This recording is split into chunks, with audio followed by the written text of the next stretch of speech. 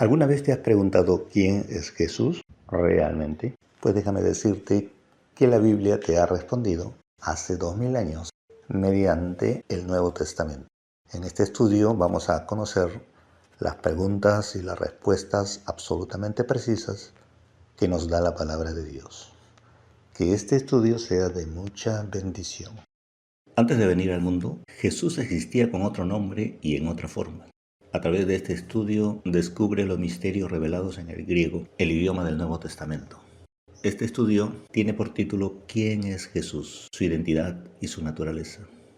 El presente estudio aborda una de las preguntas más trascendentales formuladas por Jesucristo a sus discípulos y también a los fariseos. La pregunta es la siguiente: ¿y vosotros quién decís que soy yo? Esta interrogante no solo indaga la opinión de sus seguidores, sino que apunta al corazón del mensaje del Evangelio y de la salvación misma. La respuesta correcta a esta pregunta no es una cuestión de opinión personal ni de mera información religiosa, sino una revelación divina, imprescindible para heredar la vida eterna. Jesús mismo nos revela la finalidad de este conocimiento en sus palabras, y esta es la vida eterna, que te conozcan a ti, el único Dios verdadero, y a Jesucristo, a quien has enviado. Juan 17:3. Como podemos ver, el conocimiento de Dios y específicamente de Jesucristo como su enviado es el fundamento de la vida eterna. Este conocimiento no es simplemente intelectual, sino que implica una relación transformadora que se inicia con la revelación del Padre por medio del Hijo. Jesucristo, el Hijo unigénito de Dios, ha venido precisamente para revelar al Padre, y este hecho será demostrado ampliamente en las muchas citas de las Escrituras que examinaremos más adelante. ¿A quién va dirigido este estudio?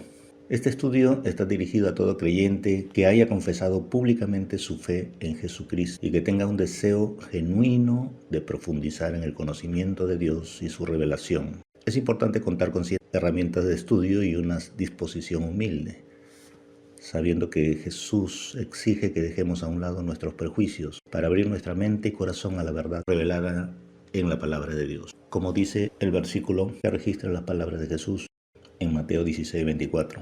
Entonces Jesús dijo a sus discípulos: si alguno quiere venir en pos de mí, niéguese a sí mismo y tome su cruz y sígame. Consideraciones para mejorar el estudio de las Escrituras.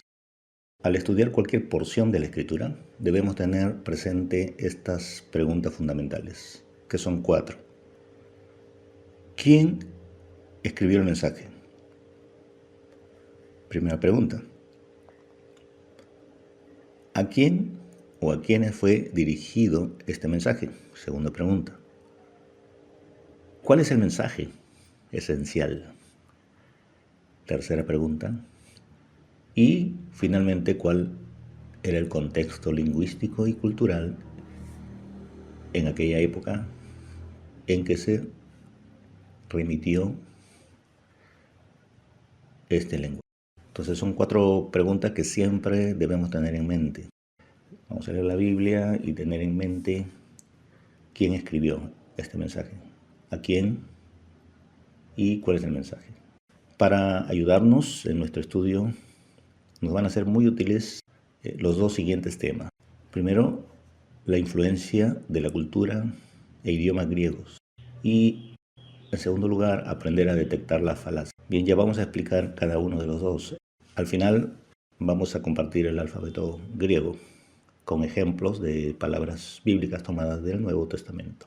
¿Por qué esto? Porque en este estudio vamos a utilizar frecuentemente referencias al griego y vamos a explicar por qué. Para nosotros, que somos estudiantes de la Biblia, entender el contexto en el que se formaron las Escrituras es fundamental. Una de las preguntas más relevantes que debemos hacernos, que debemos responder, es la siguiente: ¿por qué se hablaba griego en el tiempo de Jesús?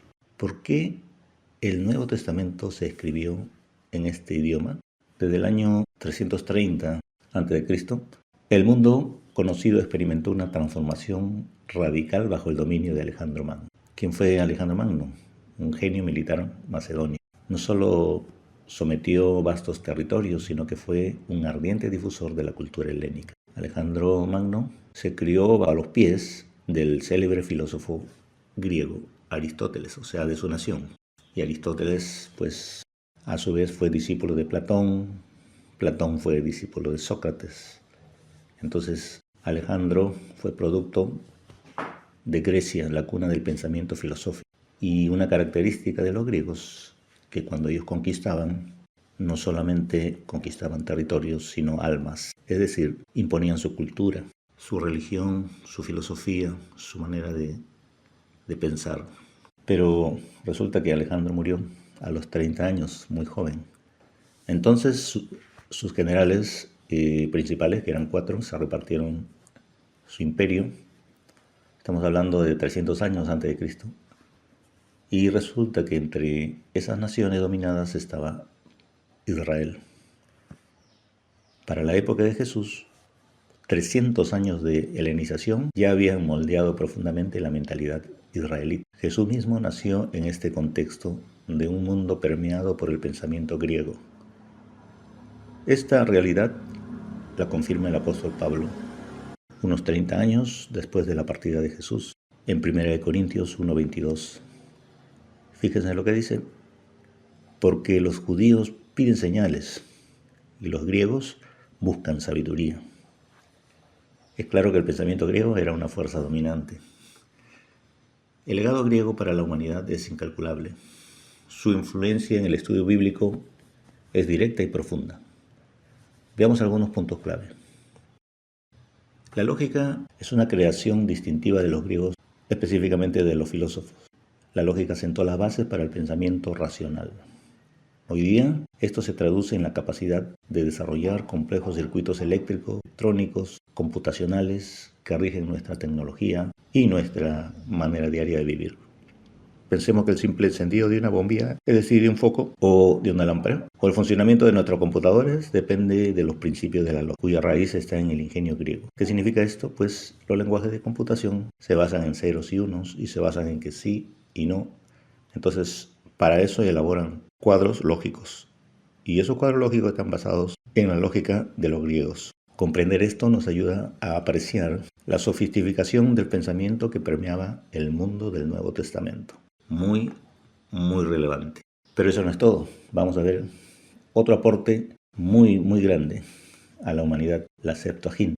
La Septuaginta es el Antiguo Testamento griego, es decir, es el Antiguo Testamento hebreo traducido al griego. Es un tesoro invaluable. La versión del Antiguo Testamento fue utilizada por Jesús y sus apóstoles.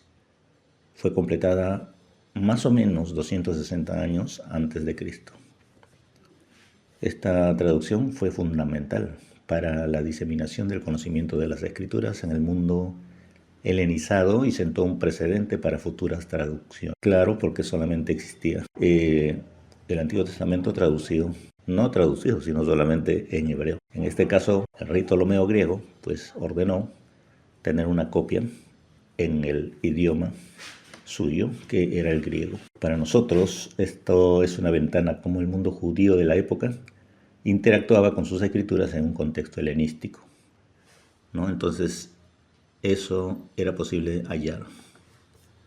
Así que vemos la importancia del idioma original en el que fue escrito el Nuevo Testamento.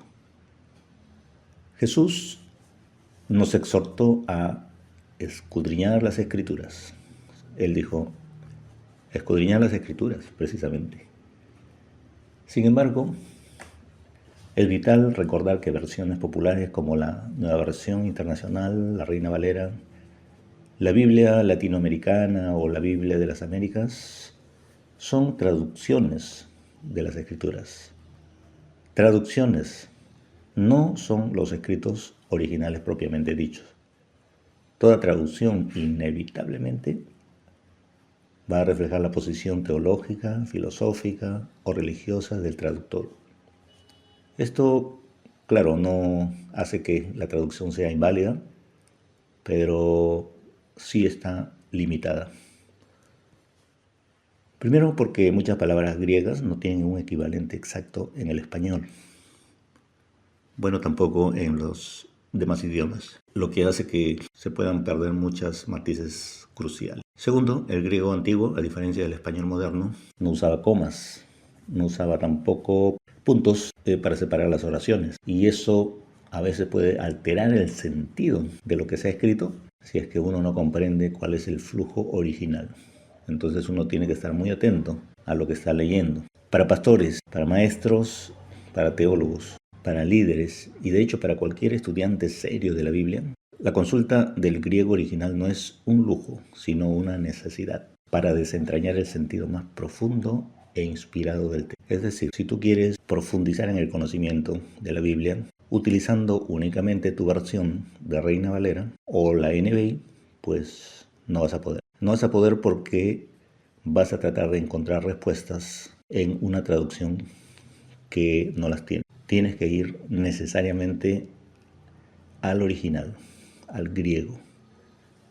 ¿Y de qué manera puedes hacer esto? Pues existen básicamente dos maneras. Una es que te compres, que adquieras una Biblia Nuevo Testamento en griego. La puedes conseguir en cualquier, bueno, no en cualquiera, pero en Sociedades Bíblicas Unidas la encuentras con facilidad o la puedes comprar por internet. El Nuevo Testamento en griego. Y la otra opción es que pues utilices dos excelentes recursos en línea, es decir, dos páginas web para consultar la Biblia en su idioma original, tanto el hebreo como el griego. Pero en este estudio nuestro enfoque es en el griego porque nos referimos al Nuevo Testamento. Esos enlaces los compartimos al final. Uno de ellos se llama bibliaparalela.com, bibliaparalela.com. Así lo escribes en la barra de direcciones del navegador y pues vas a tener ahí todas las opciones para encontrar muchas versiones. El otro enlace es logos.com. Es decir, escribe dos veces logos y al centro de los dos escribes la letra K, ¿no? Y .com. Muy bien. Entender la influencia del griego y nos dota de las herramientas para escudriñar con mayor precisión y discernimiento las verdades eternas contenidas en la palabra de Dios. Recordemos que está escrito en los evangelios que antes de la muerte de Jesús unos griegos lo buscaron. Y es precisamente cuando ocurre esto que Jesús pues se emociona y dice unas palabras que allí están registradas. Entonces realmente la influencia del idioma, la cultura, la religión, el pensamiento y la vida en general de los griegos pues afectó a los judíos de gran manera. Al final también compartimos el alfabeto griego y es bueno tenerlo, pues por ejemplo encontramos en Apocalipsis: yo soy el alfa y omega, ¿verdad? Alfa es la primera letra y omega la última letra del alfabeto griego. Así que Jesús mismo utilizó referencias griegas. Como estudiantes de la Biblia, nuestra búsqueda de la verdad debe ser rigurosa y fundamentada. Fundamentada quiere decir que tiene que tener fundamentos en la Biblia. Sin embargo, en el ámbito de la fe y la doctrina es común encontrar falacias. ¿Qué cosas son falacias? Pues las falacias son errores en el razonamiento. Acuérdate bien, falacias no son mentiras, sino errores en la forma de razonar. Ahora te vamos a dar unos ejemplos. Estos errores fueron estudiados profundamente precisamente por los filósofos griegos y ellos nos han dejado este legado que se llama la lógica. Parte de la lógica se ocupa en estudiar las falacias, que son las distorsiones en la argumentación de las ideas. ¿Y por qué es importante las falacias si la Biblia no tiene falacias? Pues es importante porque las personas que están a nuestro alrededor, no digo los miembros de la iglesia, sino en el sentido general del mundo, cualquier persona, pero sí a veces los propios líderes, pues nos van a responder a veces con falacias. Y vamos a ver cómo. Para eso un ejemplo es el siguiente. Puesto que una eminencia como Albert Einstein no creía en Dios y pensaba que el universo se hizo solo, los estudiantes de ciencia también debemos aceptar que Dios no existe. ¿Es una falacia? Claro que sí. ¿Por qué es una falacia? Porque propone la no existencia de Dios basado en las creencias de una persona, en los dichos de una persona que aunque sea famosa, pues no está dando ninguna razón válida para sostenerlo. La referencia a alguien famoso no es garantía de la verdad, y esto se llama falacia de autoridad. Falacia de autoridad. A continuación vamos a explorar algunas de las falacias más comunes que podemos encontrar en el discurso teológico. La primera falacia se llama falacia ad populum, ¿verdad? Entonces, apelación a la mayoría. Populum, la gente. Esta falacia sostiene que algo es cierto porque la mayoría lo cree así. Un ejemplo, fíjense, la mayoría de las iglesias creen en el rapto de la iglesia secreto. Entonces, eso es la verdad. El rapto es la verdad. No creo que tantas iglesias se equivoquen, ¿no? Esto es una falacia. Nuestro fundamento no es la opinión de la mayoría, eso no es nuestra base de creencia, sino la palabra de Dios. Acordémonos de Elías, cuyo registro está en la Biblia, que se enfrentó pues a los profetas de Baal y aún al pueblo de Israel, que estaba pues inclinado a los ídolos. Entonces la mayoría estaba contra él y la mayoría no tenía razón. Debemos presentar textos bíblicos que respalden una enseñanza, muy independientemente de cuántos la acepten o rechacen. La verdad bíblica no se define por acuerdo popular. Esta falacia ad hominem es una falacia muy usada, tanto en la política como en los ámbitos religiosos. Falacia ad hominem, es decir, la falacia de ataque personal, se ataca a la persona. En lugar de refutar los argumentos de esa persona, se ataca directamente a la persona, con el fin de desacreditar sus enseñanzas, sus palabras, sus ponencias. Un ejemplo de esta falacia es la siguiente. Escuche bien.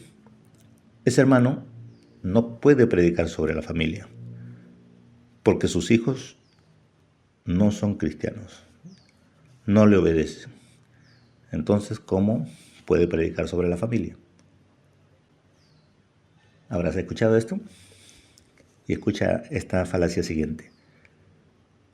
Tú no puedes enseñarme nada porque tú no eres pastor.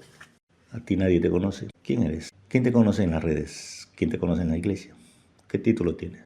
Como te das cuenta, aquí lo que importa no es la perfección del mensajero, sino que sus enseñanzas sean bíblicas, que estén alineadas con la verdad divina. Debemos evaluar el mensaje, no al mensajero. Entonces, esta es una falacia muy popular. Por eso se llama ad hominem, que ataca al hombre, hominem. Después tenemos la falacia de autoridad, que ya dimos el ejemplo, y tenemos otra falacia que se llama del falso dilema. La falacia del falso dilema presenta dos opciones o incluso una como únicas posibles cuando te quiere poner contra la pared, cuando te quieren arrinconar en una forma de pensar, ignorando que puede haber otras alternativas. ¿Cuál es la finalidad? Pues forzar al oyente a elegir necesariamente una de las opciones que se les está presentando. Algunos ejemplos comunes. Escucha esta siguiente falacia. ¿El fútbol es de Dios o es del diablo? Curioso, ¿no? ¿El fútbol es de Dios o del diablo? Bien, tal vez habrás escuchado eso a algún pastor, algún predicador, algún hermano decir esto. ¿Esto es una falacia? Sí, porque te está dando dos opciones para responder. O bien el fútbol es de Dios o bien es del diablo. Pero ¿quién ha establecido esas opciones? Esa persona, porque eso no está basado en la Biblia. Esa persona te ha limitado las opciones. No dice que el fútbol es del hombre. Entonces no ha metido al hombre en la ecuación. Entonces eso es una falacia del falso dilema o falsa dicotomía de dos. La falacia no es una mentira, sino una forma incorrecta de presentar un argumento. Lo único cierto es que Dios es Trinidad. Todo lo demás son herejías. ¿Es una falacia?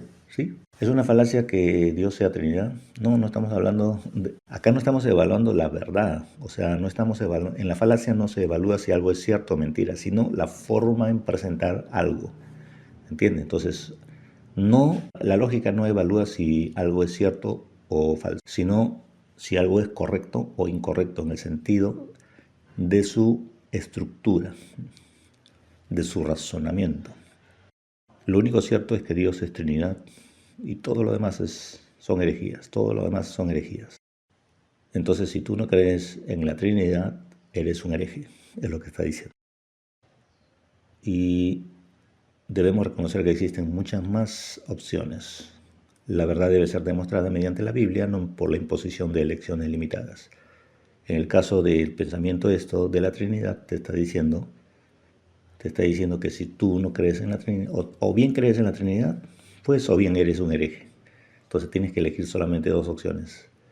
Y por obligación vas a tener que creer en la Trinidad.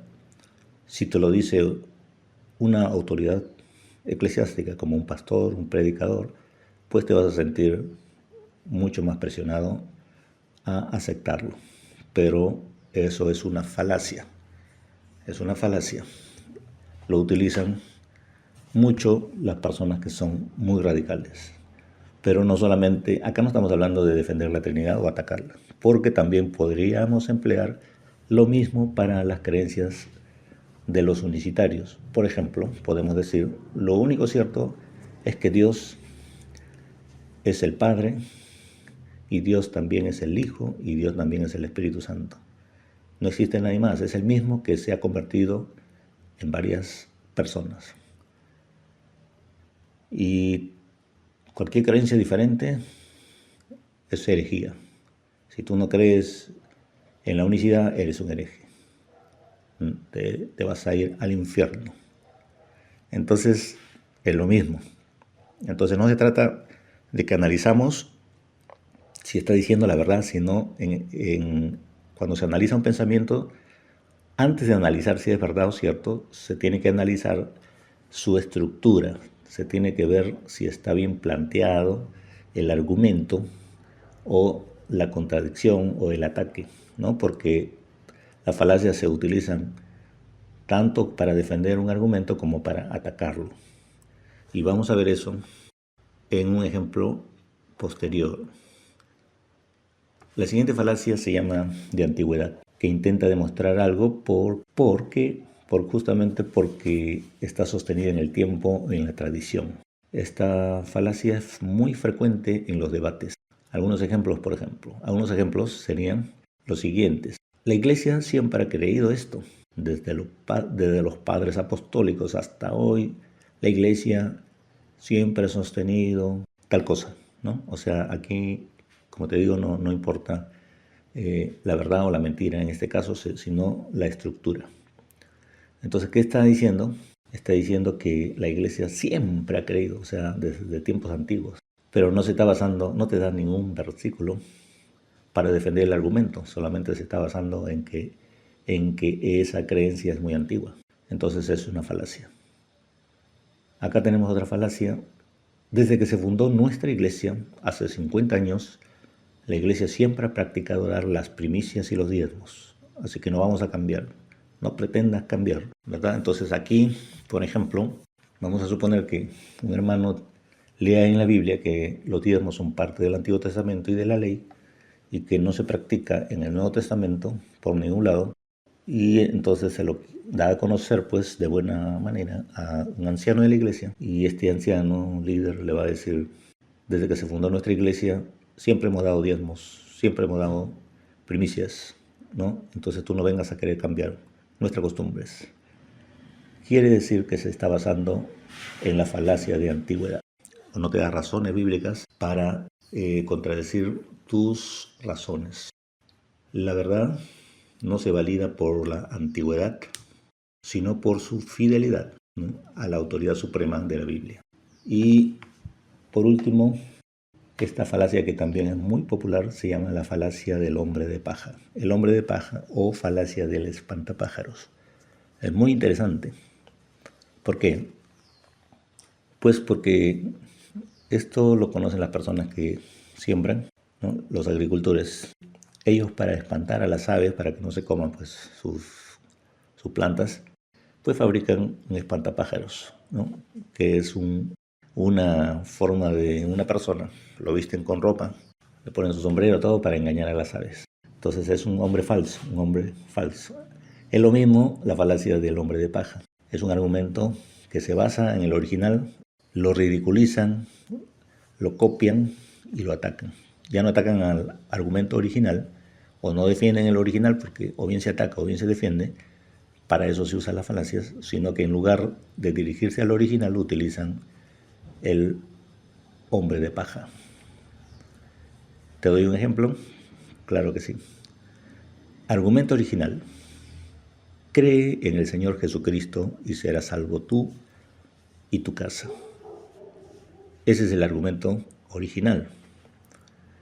Suponte que estás predicando, le vas a decir este texto bíblico. ¿Y qué te va a responder una persona utilizando la falacia del hombre de paja? Lo siguiente. Dios no se mete con mi vida personal. Yo puedo vivir a mi manera. Lo importante es que yo crea en Jesucristo. Tú mismo lo has dicho. La falacia está en lo que está añadiendo la persona. Dios no se mete con mi vida personal, yo puedo vivir a mi manera. Eso no es lo que decía el argumento original. El argumento original habla de creer en Jesucristo, pero en ningún momento da licencia para seguir viviendo en pecado. Entonces se utiliza mucho este tipo de falacias. Con esto hemos dado fin a la introducción para enseguida pues comenzar nuestro estudio acerca de las preguntas de Jesús. Ese es el capítulo, la pregunta de Jesús.